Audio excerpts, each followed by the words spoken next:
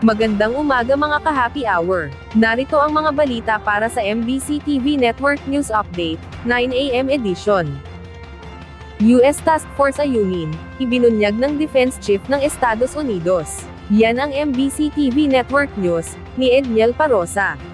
Ibinunyag ng Defense Chief ng Estados Unidos na may mga sundalong Amerikano ang nakatao sa tinawag niyang US Task Force Ayungin. Sa kanyang mensahe pagtapos bumisita sa Palawan, sinabi ni Secretary Lloyd Austin na nakipagkita siya sa mga kalahing service members na nakadeploy sa nabanggit na unit. Pinasalamatan umano niya ang mga ito sa kanilang masigasig na pagtatrabaho para sa mga Amerikano at para sa alyansa sa rehiyon.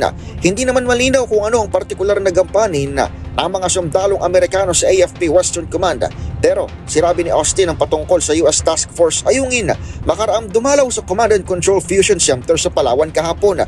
Pumapatungkol ang pangalang Ayungin sa teritoryo ng Pilipinas sa West Philippine Sea kung saan nakaposte ang BRP Sierra Madre. Sinusubukan ng DZRH-2s na hingin ng panig ng AFP at National Security Council hinggil dito, pero wala pa silang opisyal na tugon hanggang ngayong umaga. Nauna nang nag-alok ng tulong ang US Indo-Pacific Command sa pagsasagawa ng rotation and resupply mission sa BRP Sierra Madre sa gitna ng tumitinding harassment ng China. Gayunpaman, nanindigan si AFP Chief of Staff General Romeo Brawner Jr. na nais munang subukan ng Pilipinas na gawin ang mga operasyon sa sariling kapasidad. Para sa MBC TV Network News, ito si Edniel Parosa ng DZRH. Una sa Pilipinas, una sa Pilipino.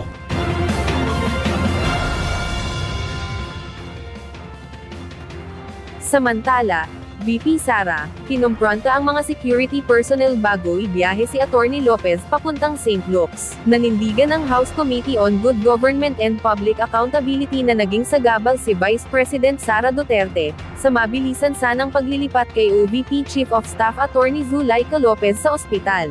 Maalalang naglabas ang komite ng isang kautusan na ilipat sa Women's Correctional Facility sa Mandaluyong City si Lopez. Ilang sandali matapos ilabas ang order, sinabi ng komite na hiniling ni Lopez na madala siya sa pinakamalapit na pagamutan, dahil nahihirapan umano siyang huminga. Agad naman siyang dinala sa Veterans Memorial Center, ngunit inilipat din kinalaunan sa isang pribadong pagamutan. Gayunpaman, bago ang mabilisang pagbibiyahe kay Lopez gamit ang isang patient transport vehicle, nagkaroon muna ng komprontasyon sa pagitan nina VP Sara at mga pulis, at security personnel na kasama sa pagbibiyahe. Giit pa ng komite, pisikal na nakialam si VP Sara sa pagsisilbi sa mga order nito, kasama na ang kautusang mailipat si Lopez sa correctional facility. At yan ang mga balita para sa MBC TV Network News Update, 9 AM edition.